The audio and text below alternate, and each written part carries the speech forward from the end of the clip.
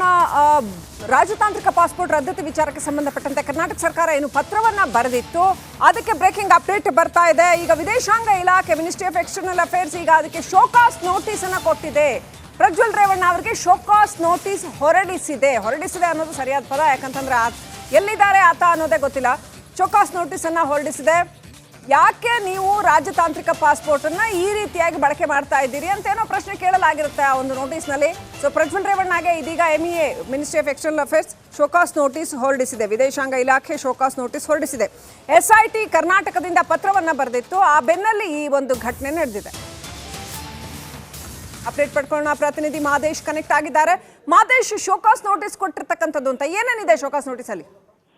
ಶ್ರೀಲಕ್ಷ್ಮಿ, ಈಗಾಗಲೇ ಪ್ರಜ್ವಲ್ ರೇವಣ್ಣ ಅವರು ಈ ಒಂದು ಪ್ರಕರಣ ಅವರ ವಿರುದ್ಧ ಕೇಳಿ ಬಂದಿರುವಂತಹ ಲೈಂಗಿಕ ದೌರ್ಜನ್ಯ ಪ್ರಕರಣಕ್ಕೆ ಸಂಬಂಧಪಟ್ಟಂತೆ ಯಾವಾಗ ಪ್ರಕರಣ ದಾಖಲಾಯಿತು ಆಗಿನಿಂದಲೂ ಕೂಡ ವಿದೇಶದಲ್ಲಿ ಅವರು ತಪ್ಪಿಸ್ಕೊಂಡಿದ್ದಾರೆ, ತಲೆಮರೆಸಿಕೊಂಡಿದ್ದಾರೆ ಅನ್ನುವಂತಹ ಒಂದಷ್ಟು ಮಾಹಿತಿ ಲಭ್ಯ ಆಗಿತ್ತು. ಅದಕ್ಕೆ ಅವರು ರಾಜತಾಂತ್ರಿಕ ಪಾಸ್ಪೋರ್ಟ್ ಅನ್ನ ಬಳಸಿ ವಿದೇಶದಲ್ಲಿ ಓಡಾಟ ಮಾಡ್ತಿದ್ದಾರೆ ಅನ್ನುವಂಥದ್ದು ಸದ್ಯಕ್ಕೆ ಇರುವಂತ ಮಾಹಿತಿ. ಯಾಕಂದ್ರೆ ರಾಜತಾಂತ್ರಿಕ ಪಾಸ್ಪೋರ್ಟ್ ಇರೋದ್ರಿಂದ ಯಾವುದೇ ಏರ್ಪೋರ್ಟ್ ನಲ್ಲಾದ್ರೂ ಕೂಡ ಚೆಕ್ ಮಾಡ್ದೇನೆ ಹಂಗೆ ಬಿಡ್ತಾರೆ. ಯಾಕಂದ್ರೆ VIP ಸೆಕ್ಯೂರಿಟಿ ಇರುತ್ತೆ, ಅವ್ರಿಗೆ VIP ಸ್ಪೆಷಾಲಿಟೀಸ್ ಇರುತ್ತೆ. ಸೊ ಈ ಒಂದು ಬೃಹತ್ ಈ ರೀತಿಯಾದಂತಹ ಒಂದಷ್ಟು ಆರೋಪಗಳಾಗಿರ್ಬೋದು, ಮತ್ತೆ ಬ್ಯಾಕ್ ಟು ಬ್ಯಾಕ್ 2-3 ಕೇಸ್ಗಳಾಗಿದೆ. SIT ರಚನೆ ಆಗಿದೆ. ಇಷ್ಟು ದೊಡ್ಡ ತನಿಖೆ ನಡೀತಿದ್ರು ಕೂಡ ಆ ಒಂದು ಪಾಸ್ಪೋರ್ಟ್ ಅನ್ನ ಬಳಸಿಕೊಂಡು ಪ್ರಜ್ವಲ್ ರೇವಣ್ಣ ವಿದೇಶದಲ್ಲಿ ಓಡಾಟ ಮಾಡ್ತಿದ್ದಾರೆ ಅನ್ನುವಂಥದ್ದು ಗೊತ್ತಾಗಿತ್ತು. ಈಗಾಗಲೇ ರಾಜ್ಯ ಸರ್ಕಾರ ಕೂಡ SIT ಕೂಡ ಈ ಒಂದು ಪ್ರಶ್ನೆಗೆ ಸಂಬಂಧಪಟ್ಟಂತೆ ಆತನ ರಾಜತಾಂತ್ರಿಕ ಪಾಸ್ಪೋರ್ಟ್ ಅನ್ನ ರದ್ದು ಮಾಡ್ಬೇಕಂತೇಳಿ ವಿದೇಶಾಂಗ ಸಚಿವಾಲಯಕ್ಕೆ ಪತ್ರ ಬರೆಯುವಂತ ಕೆಲಸವನ್ನು ಮಾಡಿತ್ತು. ಪತ್ರ ಬರೆದ ಬೆನ್ನಲ್ಲೇ ಈಗ ವಿದೇಶಾಂಗ ಸಚಿವಾಲಯ ಅಲರ್ಟ್ ಆಗಿದ್ದು ಪ್ರಜ್ವಲ್ ರೇವಣ್ಣ ಅವರು ಇದ್ದಾರೆ ಅನ್ನುವಂತಹ ಜಾಗಕ್ಕೆ ಈಗ ಶೋಕಾಸ್ ನೋಟಿಸ್ ಅನ್ನ ಹೊರಡಿಸುವಂತ ಕೆಲಸವನ್ನ ಮಾಡಿದ್ದಾರೆ. ಆ ಒಂದು ರಾಜತಾಂತ್ರಿಕ ಪಾಸ್ಪೋರ್ಟ್ ಅನ್ನ ಯಾಕೆ ಯೂಸ್ ಮಾಡ್ಲಾಗ್ತಿದೆ, ಇಷ್ಟೆಲ್ಲ ಆರೋಪ ಕೇಳಿದ್ರು ಕೂಡ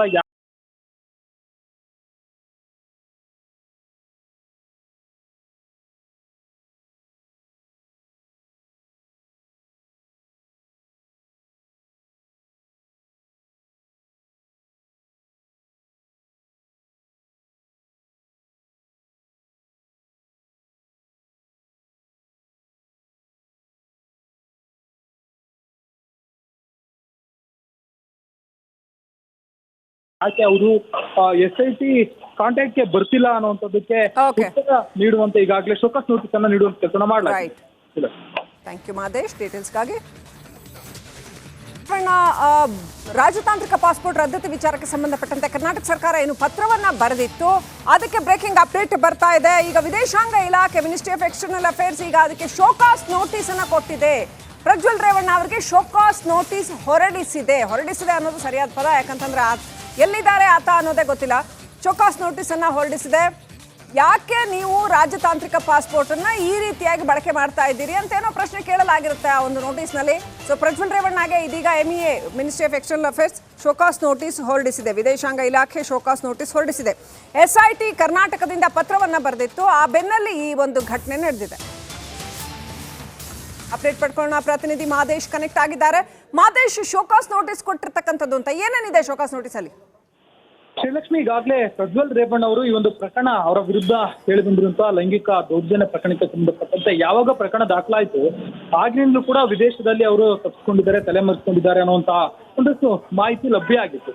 ಅದಕ್ಕೆ ಅವರು ರಾಜತಾಂತ್ರಿಕ ಪಾಸ್ಪೋರ್ಟ್ ಅನ್ನ ಬಳಸಿ ವಿದೇಶದಲ್ಲಿ ಓಡಾಟ ಮಾಡ್ತಿದ್ದಾರೆ ಅನ್ನುವಂಥದ್ದು ಸದ್ಯಕ್ಕೆ ಇರುವಂತ ಮಾಹಿತಿ. ಯಾಕಂದ್ರೆ ರಾಜತಾಂತ್ರಿಕ ಪಾಸ್ಪೋರ್ಟ್ ಇರೋದ್ರಿಂದ ಯಾವುದೇ ಏರ್ಪೋರ್ಟ್ ನಲ್ಲಾದ್ರೂ ಕೂಡ ಚೆಕ್ ಮಾಡ್ದೇನೆ ಹಂಗೆ ಬಿಡ್ತಾರೆ. ಯಾಕಂದ್ರೆ VIP ಸೆಕ್ಯೂರಿಟಿ ಇರುತ್ತೆ, ಅವ್ರಿಗೆ VIP ಸ್ಪೆಷಾಲಿಟೀಸ್ ಇರುತ್ತೆ. ಸೊ ಈ ಒಂದು ಬೃಹತ್ ಈ ರೀತಿಯಾದಂತಹ ಒಂದಷ್ಟು ಆರೋಪಗಳಾಗಿರ್ಬೋದು, ಮತ್ತೆ ಬ್ಯಾಕ್ ಟು ಬ್ಯಾಕ್ 2-3 ಕೇಸ್ಗಳಾಗಿದೆ. SIT ರಚನೆ ಆಗಿದೆ. ಇಷ್ಟು ದೊಡ್ಡ ತನಿಖೆ ನಡೀತಿದ್ರು ಕೂಡ ಆ ಒಂದು ಪಾಸ್ಪೋರ್ಟ್ ಅನ್ನ ಬಳಸಿಕೊಂಡು ಪ್ರಜ್ವಲ್ ರೇವಣ್ಣ ವಿದೇಶದಲ್ಲಿ ಓಡಾಟ ಮಾಡ್ತಿದ್ದಾರೆ ಅನ್ನುವಂಥದ್ದು ಗೊತ್ತಾಗಿತ್ತು. ಈಗಾಗಲೇ ರಾಜ್ಯ ಸರ್ಕಾರ ಕೂಡ SIT ಕೂಡ ಈ ಒಂದು ಪ್ರಶ್ನೆಗೆ ಸಂಬಂಧಪಟ್ಟಂತೆ ಆತನ ರಾಜತಾಂತ್ರಿಕ ಪಾಸ್ಪೋರ್ಟ್ ಅನ್ನ ರದ್ದು ಮಾಡ್ಬೇಕಂತೇಳಿ ವಿದೇಶಾಂಗ ಸಚಿವಾಲಯಕ್ಕೆ ಪತ್ರ ಬರೆಯುವಂತ ಕೆಲಸವನ್ನು ಮಾಡಿತ್ತು. ಪತ್ರ ಬರೆದ ಬೆನ್ನಲ್ಲೇ ಈಗ ವಿದೇಶಾಂಗ ಸಚಿವಾಲಯ ಅಲರ್ಟ್ ಆಗಿದ್ದು ಪ್ರಜ್ವಲ್ ರೇವಣ್ಣ ಅವರು ಇದ್ದಾರೆ ಅನ್ನುವಂತಹ ಜಾಗಕ್ಕೆ ಈಗ ಶೋಕಾಸ್ ನೋಟಿಸ್ ಅನ್ನ ಹೊರಡಿಸುವಂತ ಕೆಲಸವನ್ನ ಮಾಡಿದ್ದಾರೆ.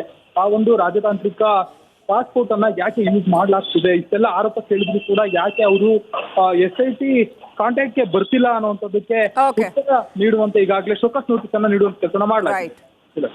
Thank you Madesh ಡೀಟೇಲ್ಸ್ಗಾಗಿ.